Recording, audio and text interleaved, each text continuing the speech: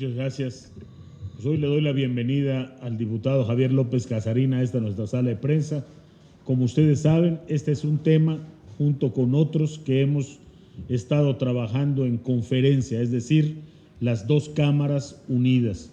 Y me da mucho gusto que el Senado haya sido hoy la sede de la reunión con el sector privado. ¿A quiénes recibimos el día de hoy? Hoy recibimos a las empresas, no solamente a las del ramo digital. Estuvieron empresas del ramo logístico, empresas del ramo manufacturero, empresas del ramo de fintechs, el centro empresarial, la coordinadora empresarial, la Coparmex, en fin, una buena respuesta que nos dio buenos resultados. Para nosotros el resultado son sus aportaciones. Hoy recibimos importantes aportaciones que van a servir para el trabajo que tenemos que hacer. Me permito ceder el uso de la palabra a nuestro invitado hoy al Senado, pero quien es en realidad quien ha llevado estos trabajos de la Comisión de Ciencia y Tecnología alrededor del tema de ciberseguridad, que fue el motivo de la reunión del día de hoy. Diputado López Casarín. Muchas gracias, querido senador. Bueno, simplemente compartirles y estar abierto a sus preguntas sobre la reunión que el día de hoy llevamos a cabo. El planteamiento que ha arrojado el día de hoy fue compartirles en la mesa con el sector privado los avances que se han venido teniendo en el trabajo de ambas comisiones y que también ha surtido efecto y se ha venido nutriendo por el trabajo que se tiene en la mesa del sector público. Tenemos más de 30 dependencias del gobierno federal, algunas de gobiernos estatales que están involucradas en un tema tan relevante que es la ciberseguridad, el ciberespacio, y el cual hemos llevado a la atención y que ha sido una de las conclusiones considerarlo como un tema de seguridad nacional. Las Fuerzas Armadas, por supuesto, que forman parte de estas mesas de trabajo, en las cuales su participación, su experiencia, sin lugar a duda nos ha venido nutriendo. Conclusiones importantes que se han venido arrojando es el primer paso, presentar esta ley federal de ciberseguridad, que será una de diferentes instrumentos que vayan construyendo nuestro marco jurídico y que este sea un marco jurídico sólido, que no sobreregule, que incentive la inversión y el trabajo y desarrollo en nuestro país y por supuesto que no se contraponga con disposiciones a las cuales ya estamos adheridos, sean internacionales o algunas otras que se van ejerciendo en temas estatales. Hemos concluido a su vez que este tema también tiene diferentes aristas que va conectando con acciones que se van a tener que emprender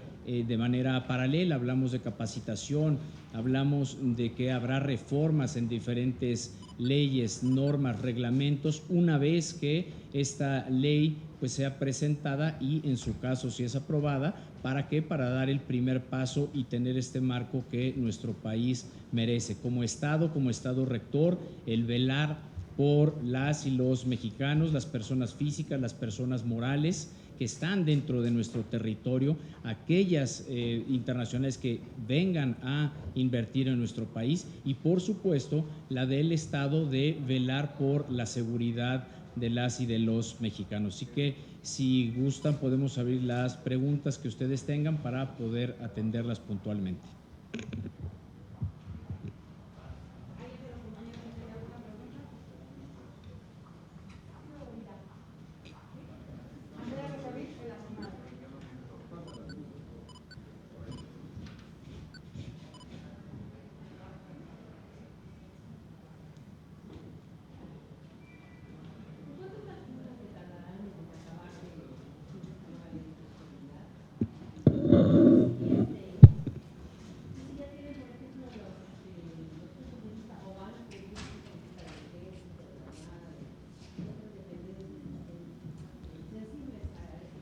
contesto la primera parte.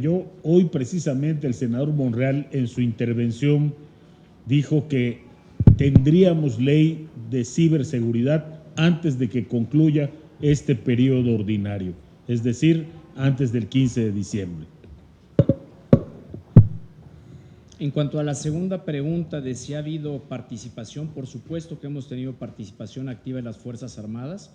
Está la Secretaría de la Defensa, está la Secretaría de la Marina, está la Guardia Nacional, también contribuye el CNI, la Secretaría de Seguridad y también algunas secretarías de seguridad como la de la Ciudad de México. Entonces, no hemos integrado una mesa con una perspectiva única, por el contrario, hemos insertado a todas las dependencias que tienen dentro de su ámbito algún tipo de servicio o manejo de datos, es decir, pues al gobierno federal.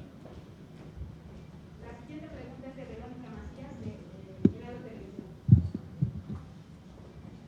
Dentro de su propuesta se contempla también que sea algo más integral, es decir, se quejan mucho de la carencia de profesionales en ciberseguridad. Entonces, esta ley también trae alguna vinculación con las instituciones educativas justo para solventar esta deficiencia que no solo es en México,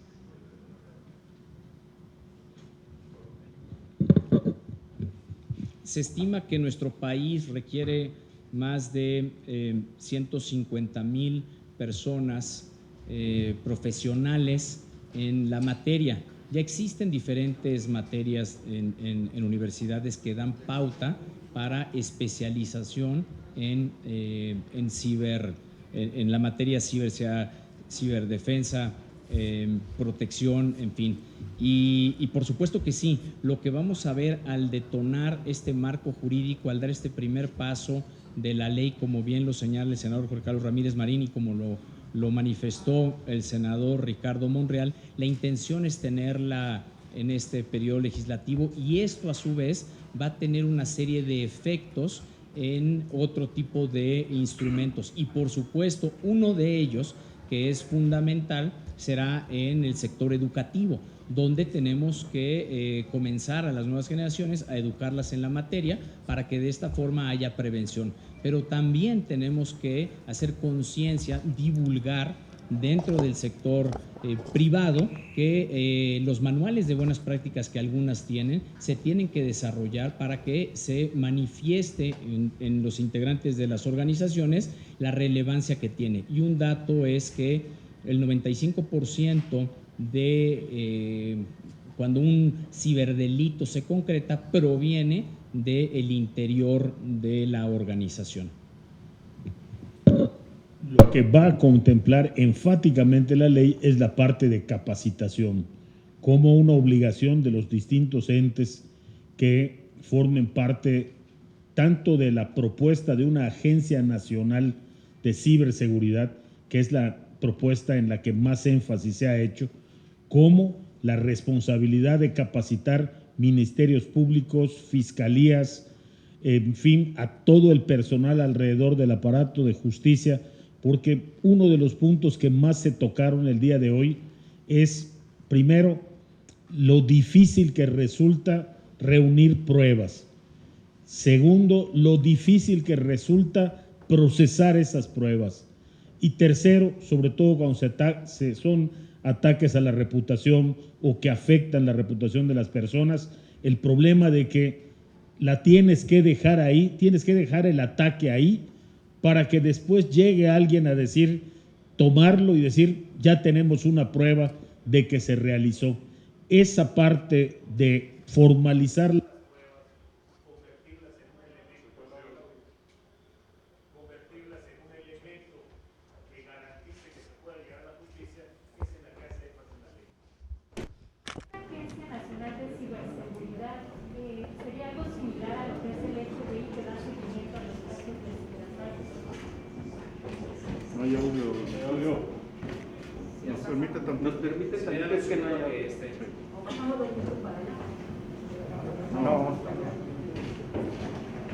No, tenemos cable. Sí, ¿qué pasó? Es el Senado.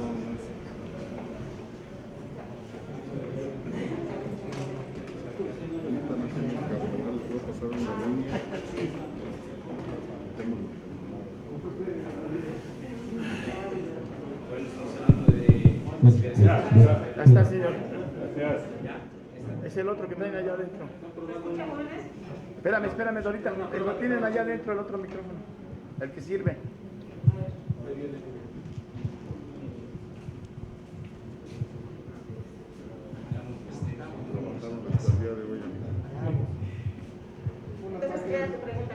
¿Se escucha ahora sí? Sí. Bueno, voy un paso para atrás. Primero, una de las conclusiones importantes, como bien lo menciona el senador, es la creación de este ente, el cual hemos propuesto sea una Agencia Nacional de Ciberseguridad. No sería, como lo señalas, al FBI, sino a la CISA.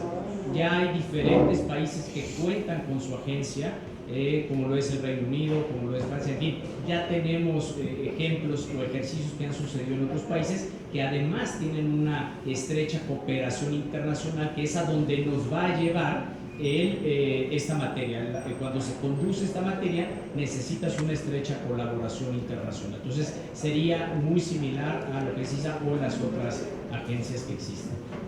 ¿Quieres definir CISA, por favor? Es decir, Cyber Security Infrastructure and Security Agency. Una pregunta para Andrea Becerril de la jornada.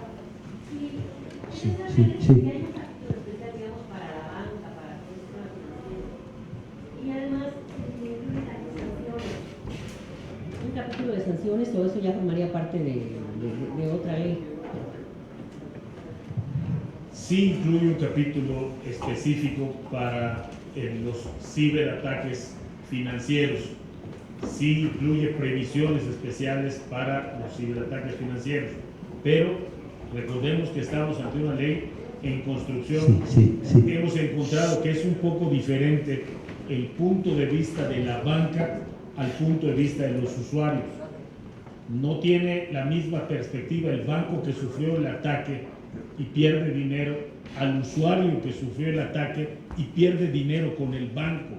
Entonces, hacer esta construcción va a requerir ser mucho más precisos, y eso es en lo que estamos.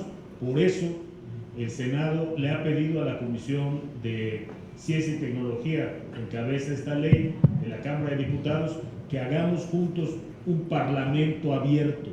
Queremos escuchar el punto de vista de los usuarios de la tecnología y no solamente los prestadores del servicio, no solamente los desarrolladores, sino también de los usuarios del servicio. Y estaría desarrollándose, falta precisar espacios y tiempos, pero alrededor de unos 15 días, 2 semanas, estaría comenzando este Parlamento abierto.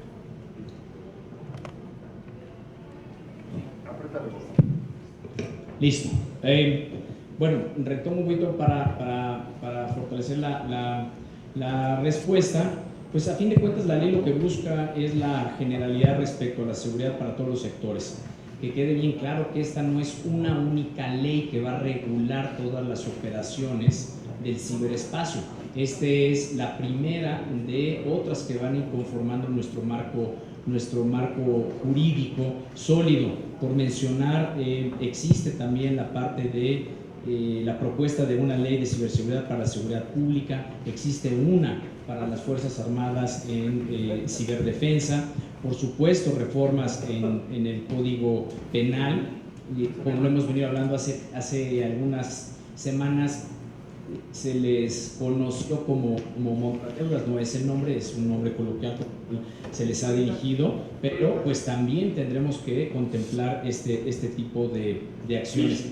Exactamente, y mencionaré algunos, por ejemplo, de las leyes que surtirían o sufrirían algún tipo de modificaciones. Mencionaban también, sí, hablando sobre la FinTech, por supuesto la ley FinTech tendrá algunas regulaciones que la ley FinTech y todas estas materias son materias que se van actualizando y necesitan actualizarse constantemente. Por ejemplo, lo que está sucediendo con las nuevas tecnologías, las tecnologías exponenciales, donde el blockchain va derivando en nuevas soluciones y que tendremos que ir contemplando. Una de esas manifestaciones pueden ser las criptomonedas que están visualizadas en la ley FinTech, pero que acabarán teniendo alguna regulación. un paso para atrás en cuanto a esta primera propuesta de ley. Tendremos algunos ajustes o tendremos que tener reformas en la Ley Federal de Telecomunicaciones, en la Ley General del Sistema Nacional de Seguridad Pública, en la Ley Orgánica de la Administración Pública Federal, en la Ley Orgánica de la Fiscalía General de la República, en la Ley Orgánica del Poder Judicial de la Federación, en la Ley de la Guardia Nacional, por tan solo mencionar unas, códigos penales, civiles, normas oficiales mexicanas, lo que viene siendo, como bien mencionaba el senador, pues un punto que va a tocar nuestro sistema judicial. La siguiente pregunta es de Araceli Rivera del Financiero Bloom. Sí, esta nueva ley de la que hablan, ¿va a ser nueva o van a sacar las leyes que están, las propuestas que están en la congeladora, que ya han habido otras propuestas, se van a retomar o va a ser completamente nueva? Otra pregunta, tengo entendido que ya aprobaron en la Cámara de Diputados la comparecencia del secretario de la Defensa. ¿Ustedes tienen considerado reunirse con los titulares del Gabinete de Seguridad, ustedes, la Cámara de Diputados y la de Senadores, para este trabajo, no los plenos por separado, porque creo que ya están enfocados ustedes en lo que van a hacer para no tener que desperdiciar tiempo en lo que una comparecencia en el pleno de una Cámara y otra en el otro, trabajar ya más de manera rápida, y si esta ley va a salir después de los parlamentos que van a organizar? Gracias. Hay 19 iniciativas diferentes sobre ciberseguridad en ambas cámaras. Todas se están considerando. Todas van a ser integradas a esta discusión y a este análisis. Con respecto al tema de la defensa, la convocatoria la hace la Comisión de Defensa de la Cámara de Diputados. Independientemente de esta, el diputado López Casarín nos ha comentado a senadores que la próxima semana, así como hoy se reunió el sector privado, la próxima semana se estaría reuniendo la parte a la que le interesa más en el sector público el tema, o la que interviene más en el tema de ciberseguridad. Retomando la pregunta sobre el Consejo de Seguridad, ha sido justamente los titulares de las diferentes dependencias quienes han asignado a las personas que asisten a los trabajos de la Mesa Permanente de Ciberseguridad, que hemos venido llevando desde el mes de febrero.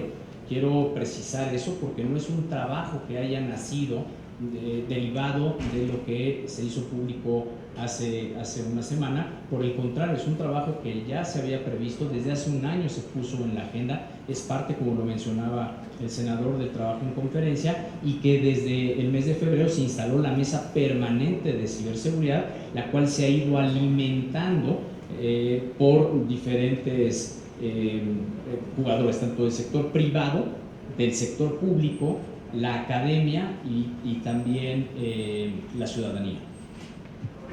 A mí me parece muy oportuno esta convocatoria a la parte más afectada hoy, visiblemente más afectada por un ataque cibernético. Creo que es una buena iniciativa de la Cámara de Diputados citar a comparecer a los representantes del Ejército, de las Fuerzas Armadas en general, y pues yo les sugeriría que siguieran el ejemplo de la Comisión de Ciencia y Tecnología. No nos corresponde a nosotros hacer ese citatorio, pero nosotros hemos demostrado que trabajar en conjunto abrevia tiempos, eficienta el trabajo. Yo creo que sería una buena oportunidad para que otras comisiones siguieran el ejemplo de esta y pudieran hacer una sola convocatoria y trabajar juntos. Les pregunta ahora René Acuña de Ares Cerrado. Buenas tardes.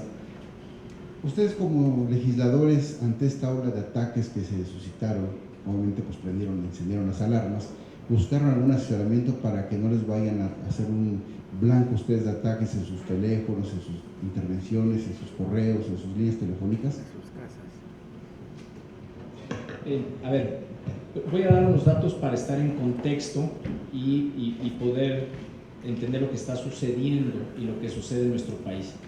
Nuestro país tan solo el año pasado recibió 157,000 millones de intentos de ciberataques. De estos, pues, hay un número bastante grande que se concretan, en la gran mayoría en el ciudadano de uso común a través de sus teléfonos y que era muy conocido. Fuese el robo de identidad, la sustracción de datos del teléfono y de ahí solicitar dinero. Entonces, no es únicamente lo que se vivió la semana pasada, sino ya es un tema recurrente donde hay alrededor de 400 millones de ciberintentos de ataques diarios.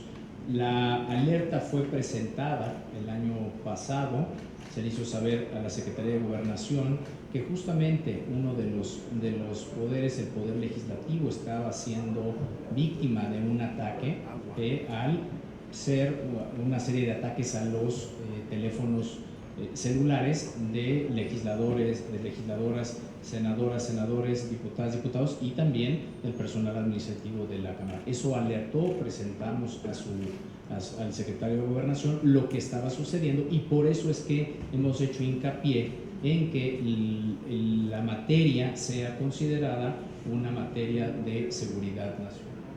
Pero alrededor de tu pregunta, hoy en este foro precisamente surgieron cosas muy interesantes. La que me llamó más la atención es que después de estos ataques no hay explicaciones. Entonces no hay una autopsia del ataque que le pueda servir a otros para prevenir futuros ataques.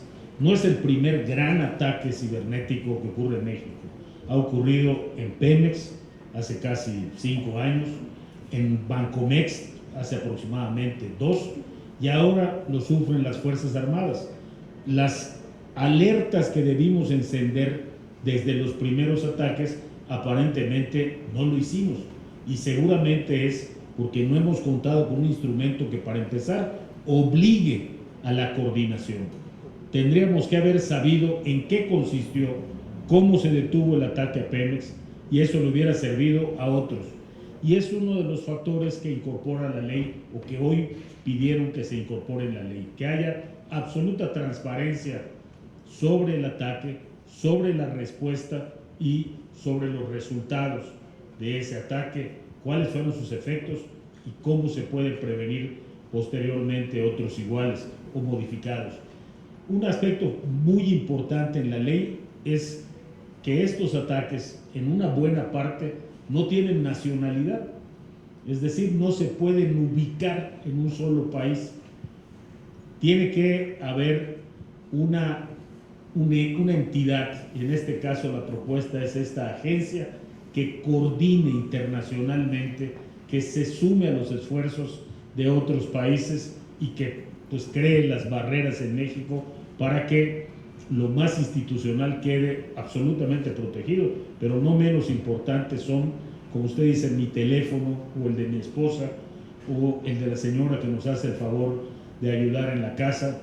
Todos son importantes, porque para mí a lo mejor le piden dinero a mis amigos, pero a la señora quizá le van a robar su credencial de elector para servirle en otros lugares, o le van a robar los datos que tiene sobre su estado de salud.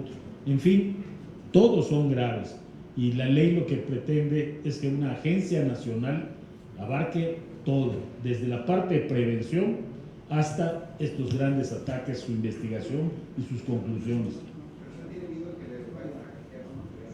Mi teléfono lo ha tratado de hackear varias veces, como el de otros. Me explicó alguien cuál era la medida de prevención que mi teléfono ya traía y que yo no aplicaba. Entonces me quedé un día casi sin WhatsApp, pero ya le puse la clave, tuve que resetear todo mi sistema, perder parte de mi información, pero pues mi teléfono ahora está protegido. Decía el diputado que el 95% de los ataques son fallas humanas. En este caso es una falla mía. Mi teléfono sí trae un mecanismo para protegerlo, pero yo no lo había activado. Entonces, esta es parte de la tarea que tenemos que hacer. Si me permites, andaré en la pregunta, porque es vasta. En cuanto a cómo podríamos visualizar los ciberataques, tienen diferentes fines. Hay algunos que pues son meramente económicos. Se estima que el costo para México para este año sería el equivalente a 8 trillones de dólares, lo cual se rebasó ya esa cifra antes del primer semestre. Esa es la cantidad de dinero. Hay otros que tienen el objetivo malicioso únicamente de generar daño. Y hay otros, como hay que preguntarse lo que vivimos nosotros, de desestabilizar geopolíticamente a un país. Y esas son las preguntas que hay que profundizar en qué podría haber detrás de cada intento, tal como fue el ataque a través del actor malicioso denominado Níquel, que atacó de manera conjunta en un mismo tiempo tanto a gobiernos, entidades diplomáticas, ONG, en todo el continente americano. Entonces, este es un tema que además a la población, a las instituciones, requerirá una constante y permanente educación, capacitación del uso de los sistemas. Esto nos lleva a una reflexión de entender que hay una gran responsabilidad detrás de cuando uno accede al Internet, de cuando uno tiene acceso a un dispositivo electrónico, la gran responsabilidad que tiene, y que son pocos los espacios donde se da la capacitación correcta para contemplar la responsabilidad que existe al manejarlos o hacer el uso de las mismas. El sector privado nos dijo hoy que la cifra, el costo de los ataques cibernéticos al año es superior a los 8,000 millones de dólares. Eso es lo que le cuesta al sector privado las deficiencias en ciberseguridad. Tenemos registradas otras 2 preguntas. La penúltima pregunta es de Sandra Aguilar, de Informativo AE. Hola, buena tarde. Hace algunos días el embajador de Estados Unidos en México, Ken Salazar, abordó precisamente este tema de los hackeos registrados al ejército. Esta ley abona al gobierno federal.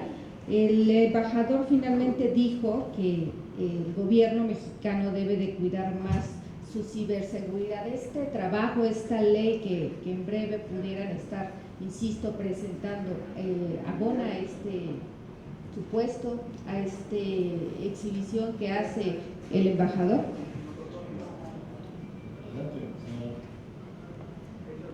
Muchas gracias. Como ya se comentaba, esta tarea la traemos ya desde hace un año. Estamos trabajando aquí en conferencia con las distintas reuniones con las instituciones del Estado mexicano. Ahora bien, esta ley va a estar enmarcada también dentro del Convenio Internacional de Budapest, que habla precisamente sobre el tema de la seguridad en este espacio donde van nuestros datos personales y los datos institucionales. Es en ese marco. Ese cuidado, desde luego, que está hablando el embajador de Estados Unidos, es una tarea que cada una de las instituciones del Estado mexicano deben tener, y no tengo entendido, también lo tienen. Sin embargo, pues sí, a nivel internacional sabemos que hay este tipo de ataques, hay este tipo de sustracciones de los datos que se tienen reservados para cada una de las instituciones del Estado mexicano. Y esta ley lo que está contemplando es ese marco regulatorio para estar cuidando nuestro ciberespacio, tanto en el ámbito público como en el privado, en torno, como les comentaba, a este convenio también. Y también hoy nos fue presentado un estudio de legislación comparada de algunos estados que ya han avanzado y que ya tienen su ley de ciberseguridad, y estaremos atendiendo también a esas prácticas legislativas, a esas leyes que se tienen en algunos otros países, y vamos a atender también esas buenas prácticas que ya se tienen para precisamente adecuarlas, tropicalizarlas en el caso de México.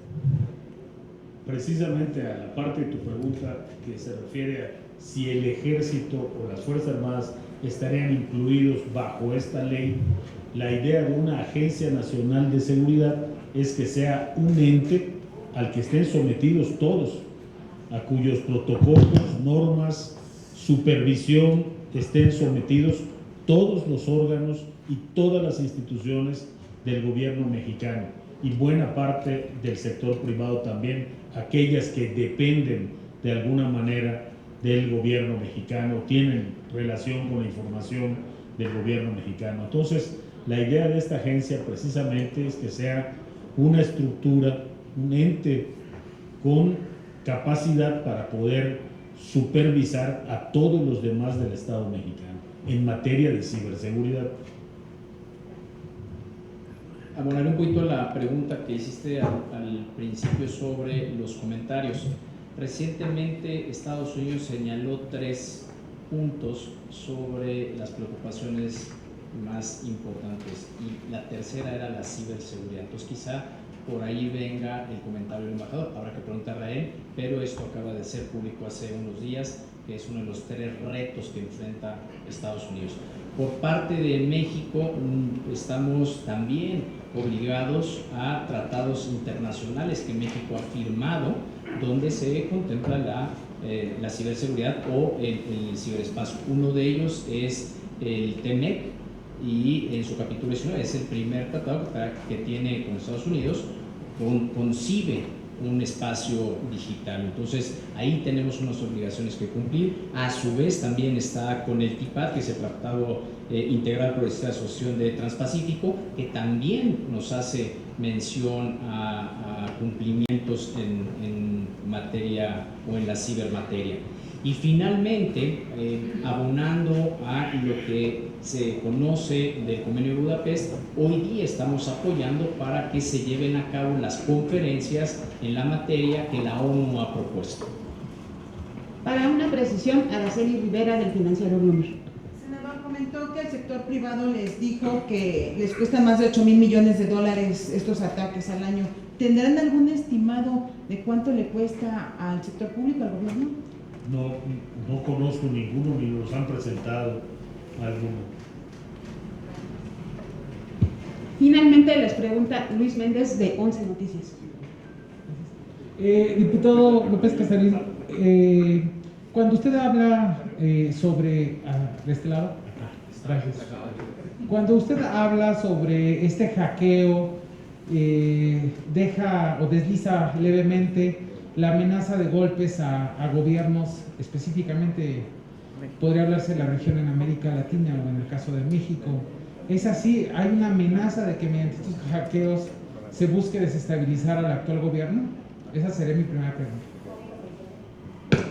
Bueno, realmente no te podría decir si esa es la intención que hay detrás. Lo que estoy haciendo es el planteamiento de quiénes están detrás cuando tú vas a hacer ataques que desestabilizan geopolíticamente alguna región o algún país y que tienen injerencia, como ya lo vimos y fue señalado, en procesos electorales como Estados Unidos, como Francia, o como en conflictos como lo estamos viendo hoy en Rusia y Ucrania, que gran parte de este conflicto comenzó con unos ciberataques, una ciberguerra. Entonces tenemos que estar conscientes de cuando hay un ataque o un intento de ataque o un ciberataque hacia alguno de los 3 poderes, o a través, si es que se detecta, de redes sociales con tintes políticos, pues cuál podría ser el fin que hay detrás. Difícilmente te puedo decir si ese es el cometido, porque pues eso es lo que está planeando alguien al ejecutar este ataque, pero pues nosotros tenemos que tener esa capacidad de análisis para entender cuál es este fin. Pero sí lo considera entonces como una hipótesis. Sin lugar a duda. Okay. Sería irresponsable no considerarlo. Y me parece que cuando estamos hablando de un ciberdelito, un cibercrimen, pues es irresponsable el descalificar cualquier idea que puede estar detrás de esto. Ok, y la segunda pregunta, diputado o senadores, quien guste responderla. Algunas organizaciones civiles están pidiendo que también se incluyan en estas discusiones, porque se ha propuesto y se ha señalado que mayormente son, las propuestas de iniciativa mayormente tienen un enfoque más punitivo de control y vigilancia y no se está incluyendo una perspectiva de derechos. ¿Qué respondería a este tipo de señalamientos, por ejemplo, que hace la Red 3D, que es una organización que está haciendo este llamado a incluir en la ley una perspectiva de derechos humanos para que no se caiga solamente en una cuestión punitiva de control y vigilancia de las redes sociales o del ciberespacio específicamente? Gracias. Efectivamente, hoy mismo, dentro de las peticiones del sector privado, está el insistentemente en no hacer una ley punitiva, respetar derechos, no cambiar los protocolos fundamentales del Internet, el primero de todos ellos, la absoluta libertad para navegación, investigación, etcétera, en las redes, cualquier capacidad de expresión, pero también está, y de manera significativa lo reiteraron, el ajustarnos a protocolos que siempre protejan al medio, es decir, que no castiguen al medio, sino que creemos una ley que busque identificar a quienes hacen mal uso, pero de ninguna manera que el objetivo de la ley sea limitar el uso del Internet o satanizar específicamente algún medio, como ha sucedido en otros países. Creo afortunadamente que esa es una satisfacción que pueden contar con que les vamos a dar. De ninguna manera haríamos una ley que suprima derechos o ni siquiera que los haga punibles. Abonaría señalándote que las organizaciones no gubernamentales y representaciones de diferentes sectores, como son desarrolladores, emprendedores, han sido convocados y participan en las diferentes mesas y han participado. Todas estas participaciones han sido tomadas en cuenta. Se abrieron 2 repositorios y estos repositorios es donde hemos recibido todo tipo de información, desde comentarios que van de por favor no restringir o poner peculiar atención en los derechos humanos y en el acceso a Internet, hasta propuestas completas de ley. Recordemos que la ONU ha señalado al Internet como un derecho y nosotros constitucionalmente lo tenemos, entonces no va por ahí y jamás iríamos en un punto de contravertir lo que nuestra Constitución dice. Lo que sí te puedo decir es que hemos puesto especial énfasis en contemplar a todos los sectores, el sector privado y público, en la creación de este primer instrumento. Insisto, primero porque habrá otros tantos que fortalezcan o robustezcan este marco jurídico. Lo que pretendemos es darle a las autoridades las herramientas necesarias para poder integrar, constituir un delito, una investigación y poder así encontrar, si fuese el caso, un sancionar responsable. Muchas gracias. Muchas gracias a todos por su atención. Muchas gracias, senador Botello, diputado López Casarín, y a todos ustedes muy buenas tardes. Gracias.